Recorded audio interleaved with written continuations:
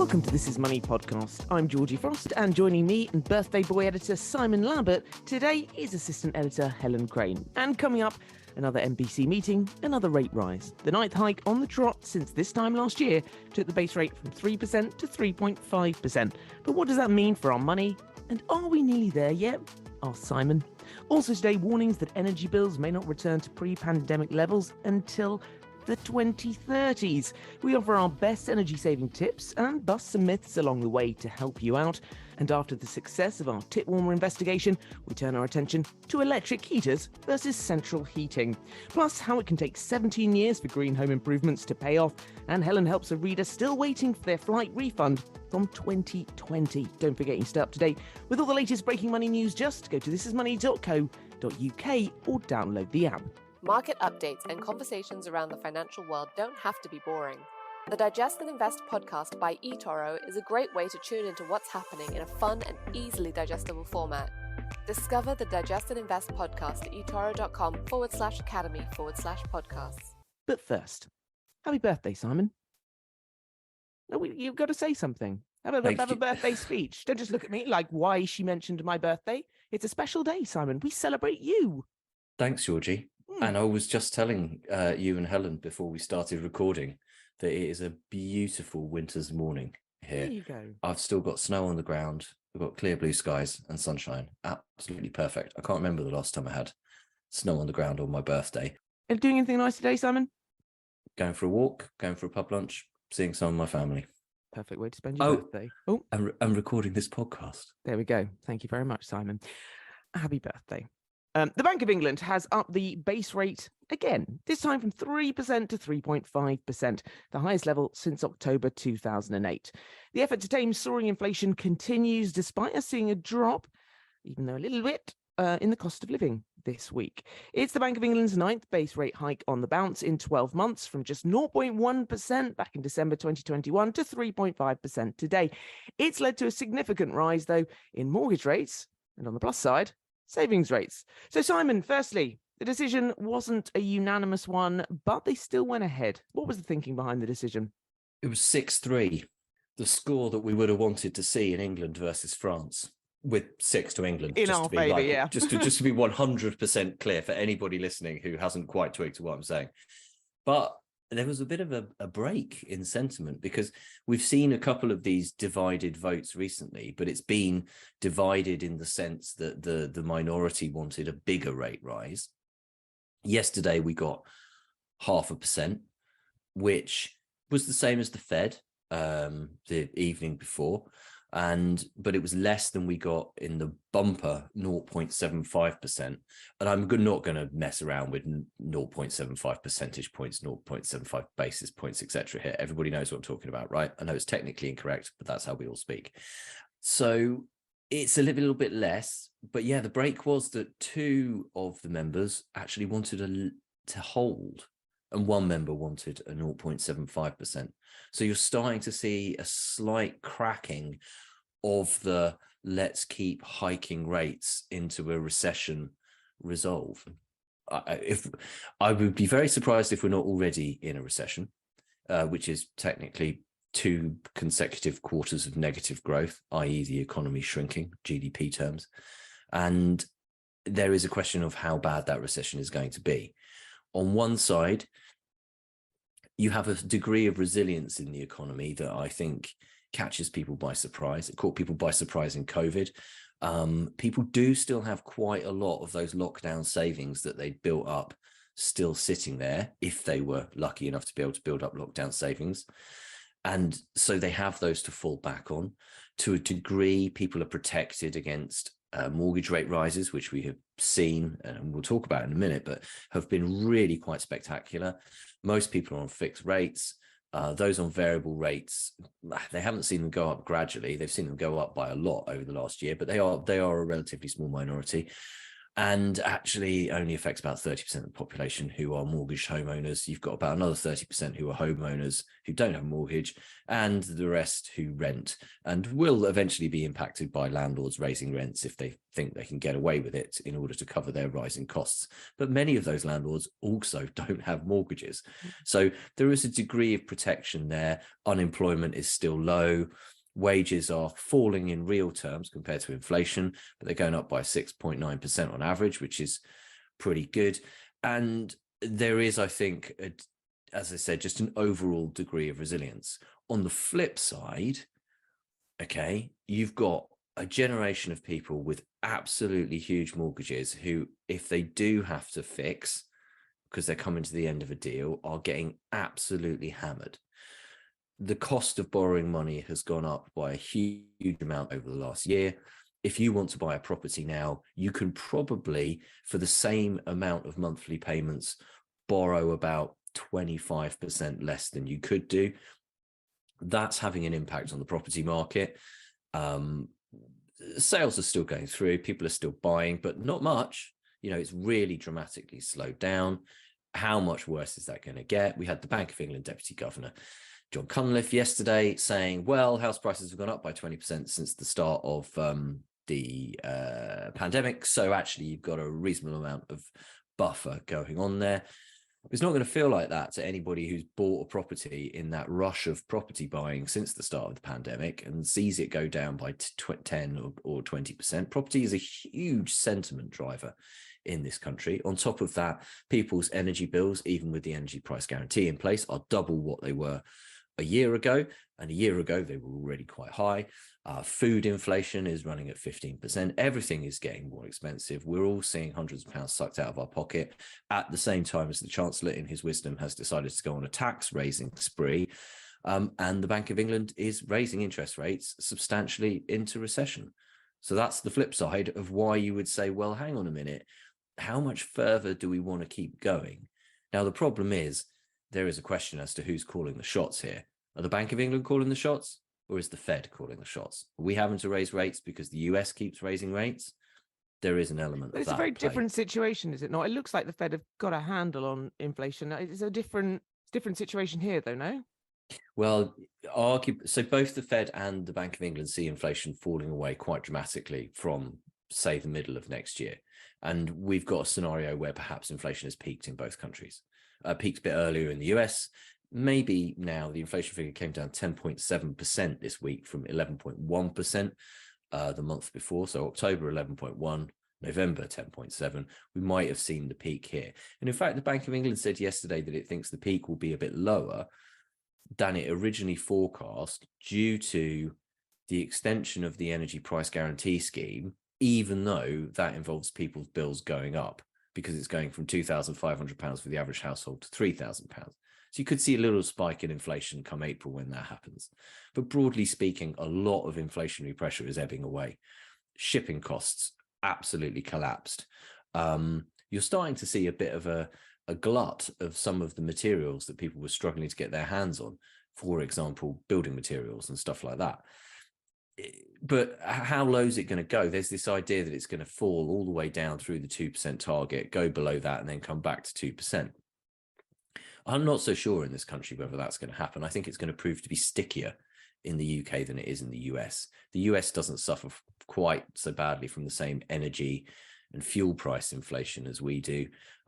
Arguably grows a lot more of its own food, things like that. And the US economy, as you say, is a slightly different picture. Their economy is running red hot. Some of the inflation there is being driven by that. There was also this colossal stimulus from President Biden when he came in. So actually raising interest rates there and suddenly, really dragging that inflation rate down might really drag it down and keep it down.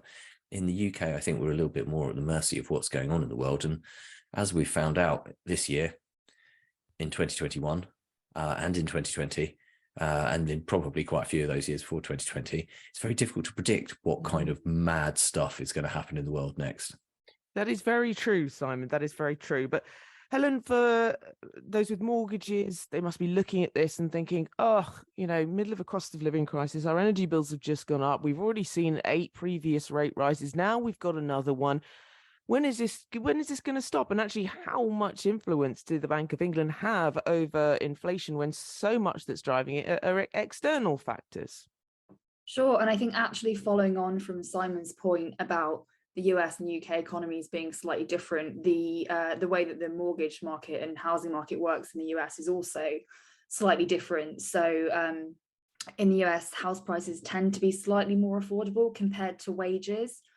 So mortgage payments can be a bit more affordable compared to how much people are earning. And also in the US, people tend to fix their mortgages for much longer. So they won't necessarily be as much at the mercy of rates going up. It'll be an issue of people maybe buying their first home, rates will be higher, but people who are already fixed into a mortgage might be fixed for 20 years. So this really isn't going to affect them too much. But when it comes to the UK, the cumulative effect of these rate rises, it's brought payments up a lot for a lot of people, hundreds of pounds for people on variable deals or people who need to fix as their existing fixes come to an end is quite likely. The question we're seeing now is how far have these rate rises been priced in? So base rate has been going up for a year now, and the question is, have banks have they expected this and they've already put mortgage rates up further than the base rate, kind of knowing that it would continue to go? The consensus is that probably some of it has been priced in, so rates might not now rise as much as they have after the previous base rate increases. But if you take all of the rate rises as a cumulative kind of effect, people who are fixing a new mortgage are definitely going to be seeing a huge rise compared to when they previously fixed 2 or 5 years ago. If you look at rates now, the average 2-year fix is 5.84%. This time last year, even, it was 2.34%. And if you look at the year before that, that was when rates were still, the cheapest ones were around 1%. So if you look at it in the sense of what rates are all coming off and what rates they're going on to, it's going to be, payment's going to be a lot higher for a lot of people. It must be quite a difficult decision, I guess, at the minute, Simon, for anyone who is coming off a fix. Do I sit on a standard variable and just wait it out, or do I fix now? This is the big question that's facing a lot of people. And I feel very sorry for anybody in that position, because essentially they're being asked to play another round of property market casino. What do I gamble on? And I don't think that that's how buying a home and owning a home should really work. I think the system in this country is very much busted, ranging from too high house prices, which stretching wages to an unbelievable level, and you're like, should I afford this? What will happen? Will they go up? Will they go down? To we're looking at mortgage rates where it's like, do I fix? Do I not fix? Do I get caught out here? If I lock in for 5 years and then rates go down, am I going to be kicking myself and facing tens of thousands of pounds in early repayment charges to get out of it? If I go for a tracker or I go on a standard variable rate, could things move against me? It's a very difficult decision. And actually, this is where I'd recommend speaking to a good mortgage broker who can talk you through the ins and outs of your situation. And it very much depends on what your situation is. How much buffer do you have in your finances? If you have a buffer in your finances and you could afford for things to go against you and you're not going to get very upset that they do, maybe you can go onto a tracker rate, or maybe you could even go onto the standard variable rate. Some people might find their lender's standard variable rate is cheaper than the new fixed rate deals that they might be offered. And then you can sit it out for a bit. Hopefully mortgage rates are going to come down a little bit more in the new year, because as Helen said, they've run well ahead of the base rate, and we are in a curious scenario where base rate is continuing to go up and mortgage rates are continuing to go down. At some point we're going to reach an equilibrium there, though, and they're not going to keep coming down. They're probably not going to keep coming back down to 2.34%, for example. So where do you go? If you're going for a tracker, what you need to do is look at how high are interest rates forecast to go, what's the peak forecast to be, add a bit in to give yourself some wriggle room, and then say, okay, if they go all the way up to there, am I still going to be paying less than I would do on that fixed rate?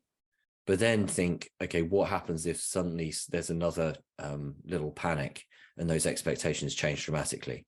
Because not that long ago, we were talking about expectations of base rate at 6%. So what if it goes to 6%? What happens then? That's your kind of outlier scenario, but you need to build that outlier scenario in.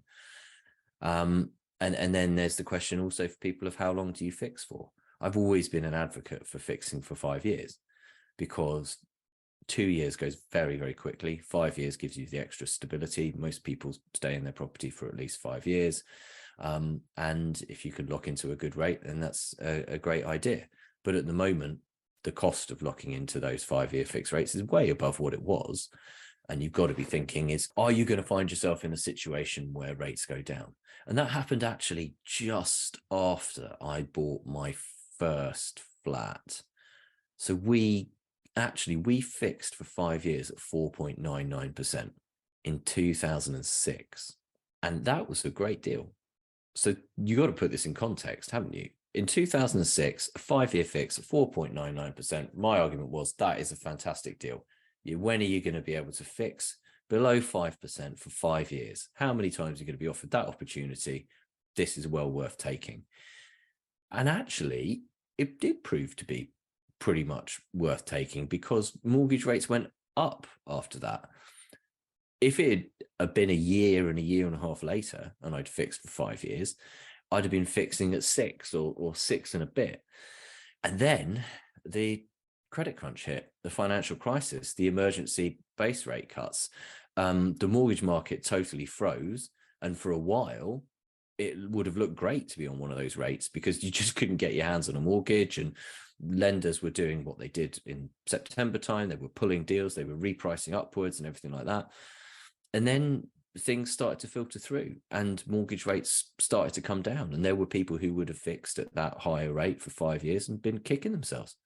Meanwhile, people who took out tracker deals were seeing their rates slashed. There were people paying less than 1%. There was the talk of what happens if your tracker rate goes negative, because the mortgage market was so crazy in the run up to the financial crisis that mortgage lenders were offering trackers below the base rate minus a certain amount. And that meant that some people would have, in theory, had to have their lender pay them money because they went into a negative mortgage rate. It didn't happen. The lenders didn't pay them money. And the irony was, of course, that many of the people who benefited from those lowest rates were the people who'd taken the biggest gambles.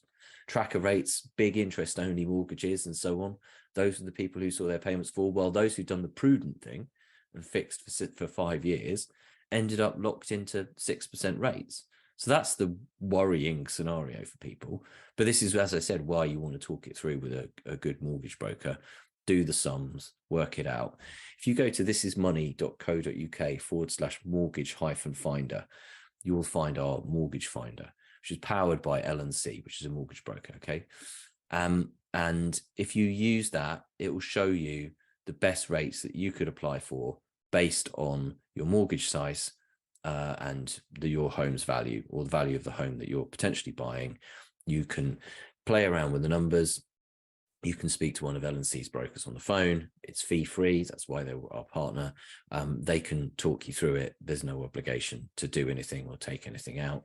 And, full disclosure, if you do take out a mortgage, they'll earn a commission and we'll earn a small commission, which is what keeps This Is Money free to use and pays our wages and all those other things. But that's a long way down the line. You don't have to do anything. You can just use it as a really good resource for finding out what you need to know. Helen, let's focus, I guess, on positive of rates rising. Is obviously, as Simon was talking about, some people still have quite a bit of lockdown savings left over. So, rates are going up, but have we seen a peak there? Possibly, yes. I think the consensus is that fixed rate savings deals have hit a peak. It seems like they're coming down slightly from the level they were at maybe a couple of months ago. So I think the typical 1 year fixed savings deal is around about 4.2, 4.3%, which is still good, very good compared to where they were, following the pandemic, when they were really, really low, paying, almost nothing in a lot of cases. So they're still good. I think on fixed rates, yes, they perhaps have peaked. Easy access, though, rates are still going up. So I think around 3% is the best easy access, which is good, not quite sort of hitting where the base rate is now, but a good rate. So it's fairly decent news for savers. And again, if you look at what's happened since the base rate started going up, it looks quite good. So this time last year, the average easy access was 0.2%. The average is now 1.53. So, that's pretty decent. The news for savers isn't bad, but as I said, on those fixed rates, maybe worth fixing now because it's not likely to get much better. Finally, Simon, you ask the question, are we nearly there yet? Your thought piece for the week or that particular day. Interest rates are going up, but savers and borrowers want to know when they will peak. Helen thinks savings rates might have peaked already. What's your answer to that question? Nobody knows. Right, fair enough. But we might nearly be there. Your article was longer than that, actually, though. do you know Good what? article. I said, like kids in the back of the car. Yeah. All the savers and borrowers and investors. Are we nearly there yet? Are we nearly there yet? Are we nearly at the peak? Who'd have thought just 1 year on from when they started raising interest rates? And to be fair to the Bank of England, they might have been way too late to raise interest. We should have raised interest rates in October 2020. The rate was cut to 0.1% as an emergency COVID lockdown measure, right? Now, it became abundantly clear through the summer of 2020 that the economy had proved much more resilient. Companies had adapted, consumers had adapted. Yes, we still had COVID lockdown measures. We were going in and out of them. That was around about the time when the government was basically cooking up madder and madder rules. The rule of six, you could be in the pub, but only if you were sitting down. Then you could only sit down with a member of your family or household inside, but outside you could sit down with other people. You could have a drink, but you had to have a substantial meal with it, even though you were unlikely to be carousing because you were only allowed to be sat down inside with your own household, all that kind of mad stuff, right? But it was abundantly clear that despite that, the economy was doing all right. We just had Eat Out to Help Out, where everyone went bananas for Rishi's meal deal. And not just young people, pensioners. Restaurants and pubs were full of pensioners taking advantage of the Eat Out to Help Out. You couldn't get a hot tub for love nor money that summer.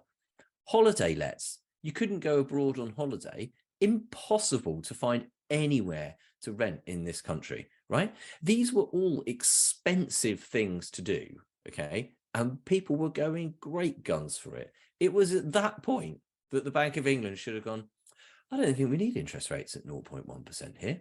And there was already some inflationary pressures starting to show. And then, then we went in obviously into the winter and it was miserable and all that kind of stuff. But just because it was miserable, right, and everybody was stuck at home and it was lockdown, the furlough was putting money into people's pockets. The unemployment rate had actually been much lower than we thought that it was going to rise to, and so on and so on. If they hadn't raised rates before, they should have raised rates then. Then there was ample opportunity to raise interest rates last year, and they waited until last December. But to be fair to the Bank of England, as I said, they went a bit earlier than the Fed, who were also way too late to the party. And we probably wouldn't have had to see interest rates go up by as much so quickly if we'd have started raising them a little bit sooner. Now, arguably, it would have done very little to stem the inflation that has come from the war in Ukraine, right? So Russia's invasion of Ukraine totally changed the game, sent energy prices through the roof, oil prices as well. But that inflation was already showing quite strong. There was definitely a lot of inflationary pressure before Russia invaded Ukraine. We could have acted a bit sooner on some of this stuff. So, as I said, it's amazing that just a year in, we're going, are we nearly there yet? But we've gone from 0.1% to 3.5% in this country. And I think maybe when you look at it, we are nearly there. As I said at the start of the podcast, you're starting to see a bit of a crack in the voting there. 2 people voted for a hold. Okay, 1 person voted for more, but 2 people voted for a hold. In the US, Actually, the US expectations of the peak being a bit higher came in this week, because although inflation came down and the Fed slowed the rate rises, they made a few noises that actually might have to go a bit higher than they thought. Whether that's going to be the case or not, I don't know. I don't think it is. I don't think that interest rates are going to get as high as central banks think they're going to get them, or forecasters think they're going to go. So I think we are maybe nearly there. But that's very much a parent's answer to a child of, are we nearly there? Yeah, we'll be there soon. So I don't know. I think that we're probably going to see a peak in this country of about 4%. I don't really necessarily think we're going to get to 4.5%. And I think we might manage to reach 4% by the middle of next year, by April, perhaps. I think we probably might even see the peak by April. You've got to bear in mind that there is not an MPC meeting and decision until the 1st of February from now. So there's a bit of a break. What on earth are we going to talk about? Well, I think I know what we're going to talk about. Are we nearly there yet? You might ask the same question about energy bills. Surely we can't take much more of this. With energy bills at record highs, I'm afraid, though, the news isn't good. Some experts say gas and electricity prices may not return to pre-pandemic levels until 2030s. Helen, what? Firstly, why are energy bills so high? This is an article that our new assistant editor, Sam Barker, wrote this week. It started off with really depressing statistics, so very sorry about this. But so 2018, the average household energy bill was around £1,000 a year. It's now around 3,500. So huge hike in that short time. What we have to remember as well is back in 2018, that was the average, but a lot of people were still paying less because energy firms were still offering these competitive deals to hook new customers in, which obviously has completely gone out of the window in the last year or so. So, you know, we've talked about this a lot, but the reasons why energy bills are still so high, it's the same old story really. So this big demand for gas coming out of the pandemic, so with businesses reopening and things like that, we weren't using as much gas during the pandemic. Now we're using more, so demand has gone up, supply isn't meeting that, which is pushing up the prices. And then of course as well, this is all being compounded by Russia's invasion of Ukraine, which again has led to a squeeze on supplies across Europe. So who is saying it will stay high for that long? Another 10 years? Yeah, it doesn't sound good, does it? So this is energy consultants. So Cornwall Insight is one of the big ones. They've predicted that energy bills won't return to below £1,000 a year for the average household until at least 2030. And again, that's a good point, actually. This is the average household. So as we always say, if you use more, you do pay more, although bills are capped at a certain level. It's based on the price per kilowatt hour. So people who use more will be paying more than those averages. People who use less will pay less. So that's Cornwall Insight. Auxilian, which is another energy consultancy firm, they've said bills won't fall below £3,000 a year until around July 2024. So 18 months, they're saying, until prices go even below £3,000 a year. So from next year, Ofgem will review the energy cap more often. So they do it twice a year at the moment. They're going to do it quarterly from then. So there will be more opportunities for the cap to fall.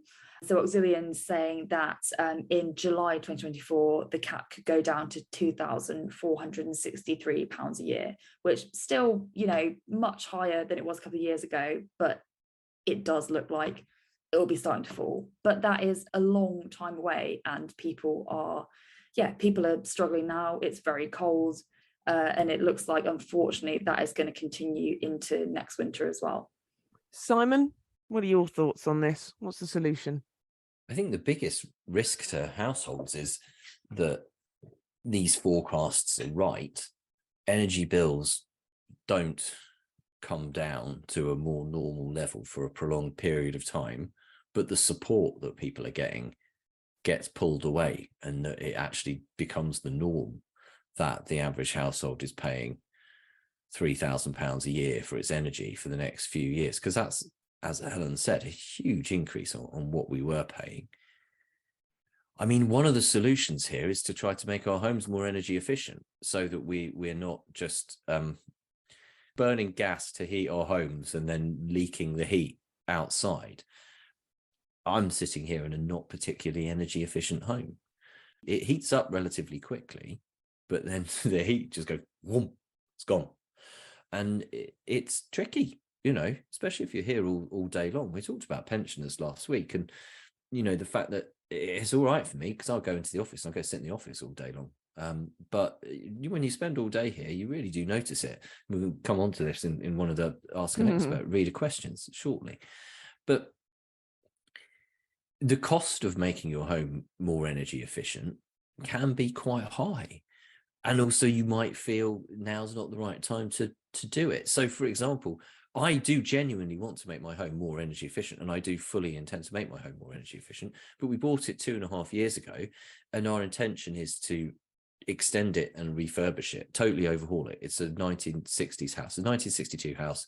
We bought it off the couple who bought it brand new in 1962 and had lived here, the elderly couple. And there's been, sort of stuff done over the years. I've got double glazing, but it's clearly maybe like 80s, 90s, early 90s double glazing. And most of it isn't great anymore. A lot of the seals are shot and things like that. If you were to put in modern double glazing, it would make a substantial difference. But I'm not going to do that until I extend or refurbish the home. If it's an A-frame house, so the upstairs is a timber frame, downstairs brick, upstairs is timber frame.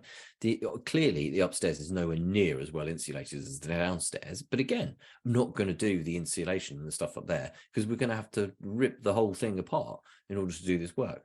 But I'm, like many other people in this country, in the position of I'm not doing the building work at the moment. We've got planning permission, but I'm not doing it because the cost of doing it is so expensive and we can't afford to do what we want to do. So we're sitting on our hands.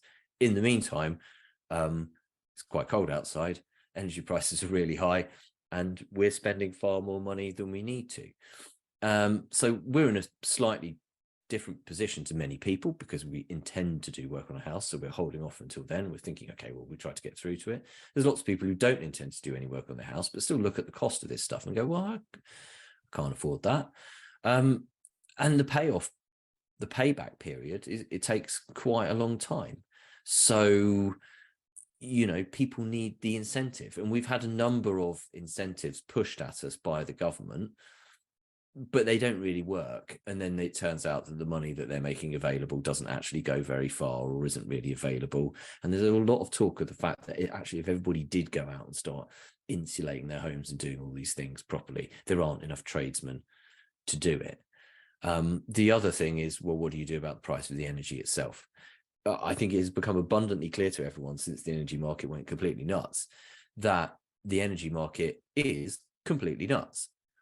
We generate quite a lot of renewable energy in this country. We're quite good at that. That's something that we should pat ourselves on the back for. Yet somehow we're paying energy prices based on the dirtiest possible energy, the cost of that marginal unit, the cost of keeping the lights on, right? So the whole, if there's no wind and there's no sun, we have to fire up the dirty power stations. What's the cost of that? And the cost of that gets higher the more renewable energy you have, because for a long period of time, maybe those dirty power stations are effectively mothballed. And so then the cost of then going, right, okay, we've got to keep them and we've got to then be able to fire them up gets higher. So we've got to do something about this scenario where we are paying dirty energy prices for clean energy. And we need to become more energy self-sufficient. And I think that households across the country and households across the world would be quite right to be quite angry with their governments, because making sure that people have enough energy at a reasonable price to heat and light their homes is a basic function of a modern day economy and is a basic requirement of the government that runs it. And it's all very well saying, well, it's Vladimir Putin's fault because he invaded Ukraine. But we had a bit of warning that something like that might happen.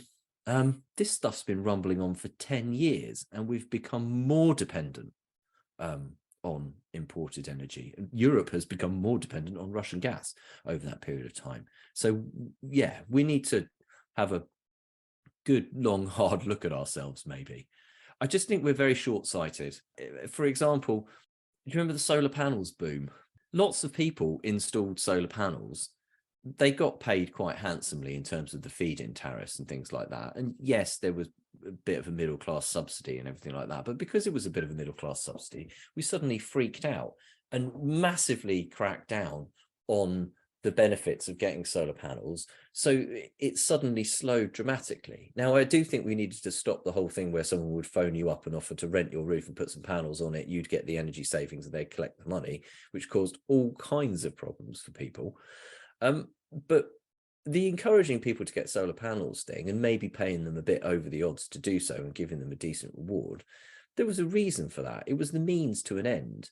And the end would have been better if we had continued those means for a little bit longer. But instead, we got a bit short-sighted. Energy prices were low. We were bugging the middle class too much money. No, we're going to have to stop this. But actually, then we would have found ourselves in this position when energy prices are high, having to worry that little bit less about subsidizing middle class, wealthier households' energy bills, because they'd have been doing a bit of the work for themselves, because more of them would have solar panels. The same thing with the insulation. I think we should give people an income tax break for insulating their homes. Basically, you pay to get your homes insulated, you can claim a credit back against your income tax. The middle class love a tax break. They love what looks like a good deal. That would get people insulating their homes. Yes, it will cost us some money, but then we wouldn't have to freak out so much about paying people's energy bills. Simon, make no bones about it. The real answer lies in wearable duvets and tit warmers, doesn't it? Well, we did research those the other week, and yes, exactly. Perhaps it does. Yeah, perhaps it does. Coming up, we will share some tips about what you can do to keep energy costs low and bust some myths about it. But that's it for part one. Market updates and conversations around the financial world don't have to be boring. The Digest and Invest podcast by eToro is a great way to tune into what's happening in a fun and easily digestible format. Discover the Digest and Invest podcast at etoro.com/academy/podcasts. Welcome back. We were left in no doubt this week that winter is well and truly here. Very pretty snow, as Simon says on his birthday. Very bad news for households struggling to afford to heat their homes the way that they would like to. Just 1 in 5 of us are putting central heating on as much as we need to. This is according to research by YouGov last week. Even worse, 15% of people can't afford to heat their properties at all. Now, there are a few ways to save money on energy bills and heat your home for less, and there's some that aren't perhaps quite so effective. So, Helen, let us separate fact from fiction. Let's start with giving us some of the tips that do actually work. Yeah, so obviously since the energy crisis started, everyone and their dog has been trying to put out energy tips that will apparently save you money. I think the worst one I ever heard was doing star jumps. But now we've been in the energy crisis for a while. People have kind of worked out the wheat from the chaff in terms of these energy tips. So we've had a look at the things that do actually work and the things that are kind of common myths. Some of the things that people should be doing that will save them money. So draft proofing, number one, it's quite a basic one, not necessarily hugely expensive to do. This is things like essentially filling the gaps around your doors and windows and floorboards with things like foam strips, brushes, plastic seals, and kind of things, you can go down to B&Q or another DIY retailer and buy sort of relatively cheaply. It's a small outlay, but apparently it could save you £30 a year on your energy bills and make your house feel much warmer. Another one is tweaking your boiler settings. This apparently could save you more than £100 a year. So boilers have a flow temperature. This is basically the temperature that they heat your radiators to. The most efficient setting, according to the charity Nesta, is 60 degrees. Now, a lot of people's flow temperature is set to 80 degrees. So by turning that down, that's a relatively easy way to save £100 a year. Shouldn't make much of a difference to how warm your home is. So that's one to have a look at. Other ones we've got, this interesting one actually. So the little numbers on your radiator dial, they're apparently called thermostatic radiator valves. I didn't know that. I thought they were just the numbers on your radiator. Obviously, they set the level of heat that each radiator gives out. This tip is basically just to use them, set them to the level you need them to, and that will bring your bill down. If you can turn it from a 5 down to a 3, you don't feel much difference. That could apparently cut your energy use by up to 40%. So quite a significant saving on that one. Other ones, quite common sense, only use things like your washing machine and dishwasher when they're actually full. Yeah, this is another tip that could work, might actually cost you a lot of money. If you can afford to, upgrading or installing insulation can save money, although obviously you need to look at the upfront cost of doing that. And let's talk about the ones that perhaps we should be wary of. Yeah, so these are those kind of urban myths. The one that I found interesting is putting reflective foil behind a radiator. So I was talking to a friend in the pub about this the other night. She lives in a kind of old-ish, I think sort of 1920s, sort of one bed flat. It's quite drafty. I think she's still got single glazing, so the heat kind of flows out of the windows. And annoyingly, as it is in many flats, the radiator is for some reason right underneath the window, really unhelpfully. She claims that she's put foil behind her radiators and it does bounce the heat back into the room. So it stops so much of it just pouring out of the window. But apparently the key here is you can't just do it with regular foil. That doesn't work. You can't just get your kitchen foil and stick it behind your radiator. You have to buy professional radiator reflective foil. Did not know that. Reflective. Yeah. So apparently it's £8 for a 4-meter roll. So not too expensive, depending on how many radiators you've got. And that is the thing that will make it work rather than just your baker foil. Other common myths, painting your radiator black apparently doesn't work. That would only say be 1% more energy efficient than a white radiator. So unless you particularly like the way that looks, probably don't bother painting your radiators black. Leaving the central heating on at a lower temperature all day. Apparently that isn't cheaper than blasting it out for short periods of time. Actually, shorter bursts would probably be cheaper, according to the Energy Saving Trust. And the other myth, using energy at night being cheaper, that is true, but only if you have an economy 7 or an economy 10 tariff, which is where your energy company gives you a special rate if you use your energy outside of peak times. If you're on a standard energy tariff, that is not going to make any difference whether you kind of put your washing machine on at 7 p.m. or midnight. Doesn't make any difference. So unless you're on that kind of tariff, you're free to use stuff whenever you want. Righto. So that's that. One reader question we have, Simon, you did allude to it earlier. Electric heaters. You have a reader query, someone who works from home. It's not me, by the way, but I was curious about this because my mum is a big electric heater fan, or she was in the past. Wants to know if it is cheaper to use an electric heater to warm a room instead of putting the central heating on. So rather than heat the whole home, which I understand is quite drafty, is it better just to stick on that electric heater in that one room for 9 hours that they're working? They're not talking about doing it for 9 hours. They're talking about putting it on for a quick blast. No, for the working for that long. I don't know how long. Oh, no. Maybe so like 1 hour they're working. The reader's question has, said, I'm self-employed, work from home, spend most of the days alone in the house. I'm trying to avoid putting the heating on during the day to save money, but really feel the cold at times. Would it be cheaper to turn the heating on for a bit to warm up or use a fan heater that we have? So it's talking about, that whole, I'm really cold, I'm going to put the heating on for an hour. Is it cheaper to put your heating on for an hour? Or is it cheaper to put your fan heater on for an hour? That's the crucial part of the question, because these fan heaters are energy guzzlers in the sense that if you leave one running all day long, it will cost you a load of money. And probably more so than if you're heating a large area. If you've got one in each room and you run them all day long, it'll cost you way more than your heating, right? But if you're just in a room and you just need to warm that room up rather than the whole house, is it cheaper to use the fan heater than the central heating? Stick it on for an hour, it will warm you up, and then the room will hopefully keep some warmth for the time. So what you need to do is you need to work out how much that fan heater is going to cost you to run. Okay. Now, we've talked about this before, this whole like, how much does electrical appliance cost to run?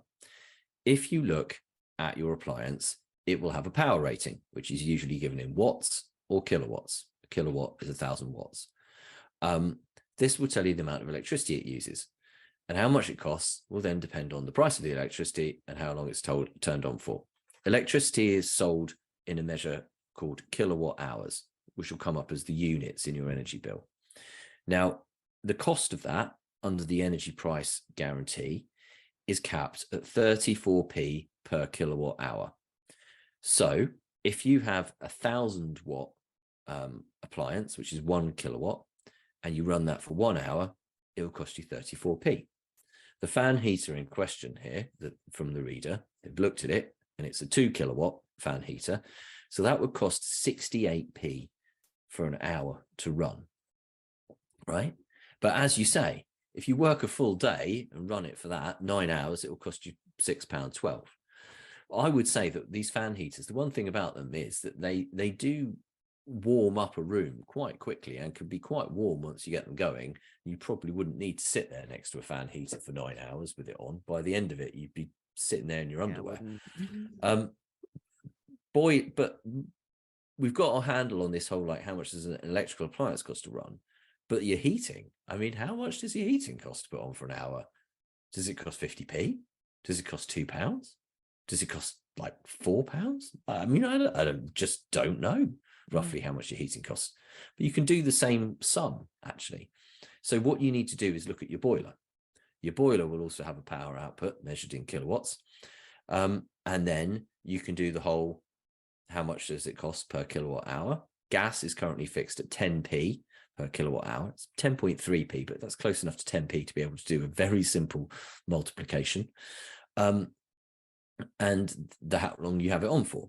So most modern combi boilers, right, these are the ones that heat up the water immediately. You don't have a hot water tank.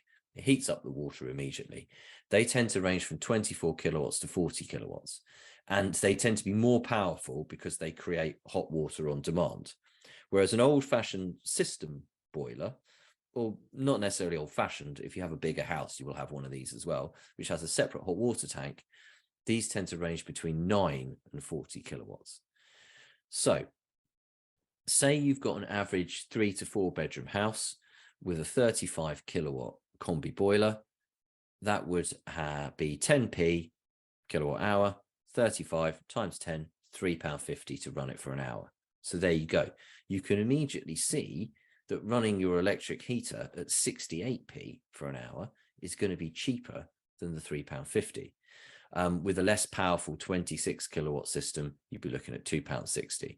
If you've got a smaller boiler, for example, 18 kilowatts times 10p, £1.80. But still, you're looking at a much cheaper cost to run that electric heater. What muddies the waters here, though, is the fact that it's likely your boiler won't be running for the entire hour if you put your heating on for an hour, unless you're starting from the position of having a very cold house. If you've got a thermostat and your thermostat isn't set too high, i.e. it's not shorts and t-shirt weather in your house, say you've got your thermostat set to 18 or 19 degrees, the boiler should run to keep the house at that temperature. And once it's reached it or is about to reach it, then it won't run constantly. It will switch itself off. It will stop heating. So you might find that over an hour of having the central heating on, maybe that boiler's only running, half the time. But what this does show is that it is cheaper if you're just trying to warm one room to use an efficient fan heater. And if you are going to buy a fan heater, bear in mind that some of them are much more efficient than others, and they have thermostats. They'll turn themselves off when the room gets up to a certain temperature, so you don't have it blasting for a whole hour. They might have timers. They will use less energy, whereas then they will tend to be a bit more expensive. The cheaper ones, on the other hand, will just keep blasting hot air at you until you press the off button. So yes or no?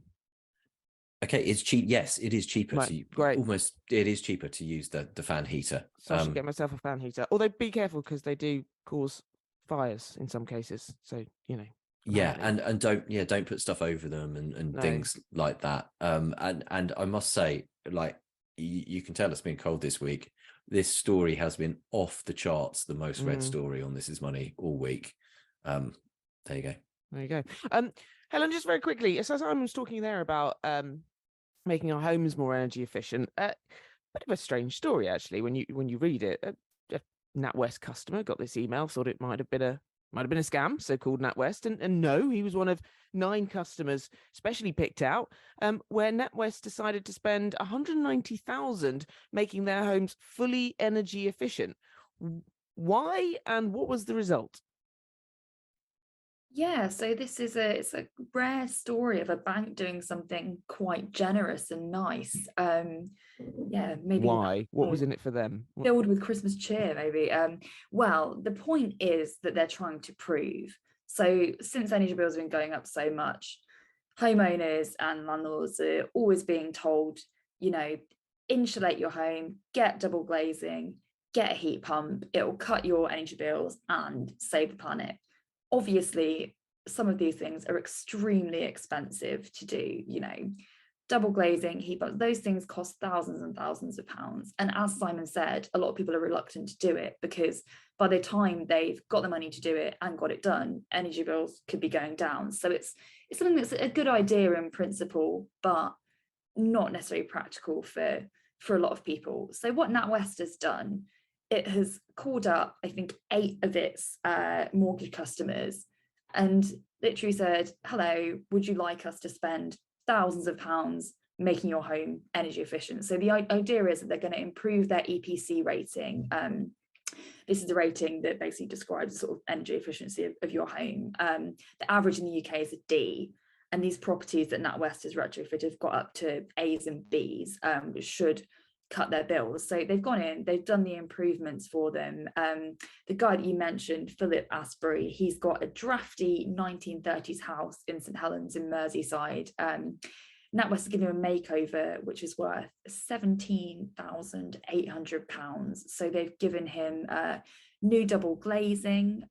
This has argon gas inside the panes, which apparently provides extra insulation. So new top of the range windows. He's had solar panels fitted and an air source heat pump put in his garden.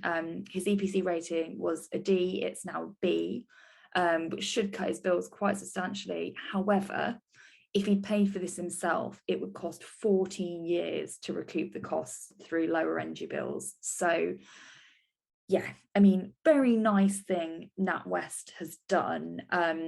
I think that where this has probably come from is that banks are under quite a lot of pressure to make the homes that they lend mortgages on more efficient. So the government has kind of said to them, your mortgage book needs to have more energy efficient homes on it. So there's this kind of idea that further into the future, it might be difficult for less efficient homes to get mortgages. So NatWest obviously has a vested interest in encouraging people to make their homes more energy efficient. But if anything, their experiment has kind of proved that this costs a lot of money and it might take a long time for homeowners to get their money back. Eek. Right, finally, because we're running out of time, Crane is back on the case, this time to help someone who's still waiting for a refund for flights booked for March 2020, right at the start of the pandemic. Helen, tell us more. Yeah, unfortunately, this is still happening all the time. So I get emails every week from people who are still waiting for flight refunds from pre-pandemic or flights that were cancelled during the pandemic. This lady, so it's a bit of an unfortunate situation. Her son was traveling in Australia in March 2020 when the pandemic hit and obviously needed to get home as soon as possible. You know, the Prime Minister was kicking tourists out the country, so he was in big panic to get home. So him and his mum booked a raft of flights. His mum kindly put them on her credit card because he didn't have one, and they kind of knew that they'd probably be needing to get money back for some of these because flights being cancelled left, right, and centre. So long and short of it, they booked 6 flights. One of them successfully got him home, great. 4 of them were refunded quite promptly. One of the flights, which they booked through a travel agent called Kiwi, never got the money back. It was nearly £700. They've been contacting them since March 2020 and the money still hasn't turned up in their account. What have Kiwi been saying? Why not? So the thing that they've been saying, and this is something that's happened, it seems to be a real issue when you book flights through one of these online booking agents or travel agents. They'll say, well, the airline hasn't paid us the money back, so we're not giving you the money back until the airline pays the money back to us, which is kind of weaseling out, really. I mean, I understand they're a business and they have to get their money back, but I think this serves as a real red flag for booking through these agents. Obviously 99% of flights kind of go fine. You never need to get your money back. But I do think this kind of shows that, it can be a lot harder, because if you're booking through an agent, you're essentially facing a double waiting time. You're waiting for the airline to pay the money back to the agent, and then you have to wait again for the agent to pay the money back to you, which is how they've ended up waiting absolutely years. And so it's definitely something for people to think about if they're looking at sort of holidays for next year. Luckily, end of the story, I called Kiwi and they did pay the money back, but this was sort of a goodwill gesture out of their own pocket. So, it's something that is going to take people a lot of time to get their money back. But luckily, we've sorted it out for this person. For the majority of people, sadly, it's just going to be a case of bugging them until they finally give you your money back. Just, going through my head is probably a personal finance thing, thinking, how much are they losing from rising inflation with that one? But anyway, you can keep up to date with all the latest breaking money news. Just go to thisismoney.co.uk or download the app. And if you have any comments or questions to the team, anything you'd like them to look into, or you'd like to wish Simon a happy birthday, Simon? Don't email us to wish me happy birthday, please. Oh, go on, do. No, don't. Bombard Please, him please with don't. birthday Please love. don't. Please don't do that. Please. You can email us at editor@thisismoney.co.uk. You can tweet us at thisismoney, or you can come to thisismoney.co.uk/podcast to find all podcasts past and join in the debate and read the comments. You old misery. And if you like our podcast, why not rate us wherever you found us? It helps other people find us too. Market updates and conversations around the financial world don't have to be boring. The Digest and Invest podcast by eToro is a great way to tune into what's happening in a fun and easily digestible format. Discover the Digest and Invest podcast at etoro.com/academy/podcasts.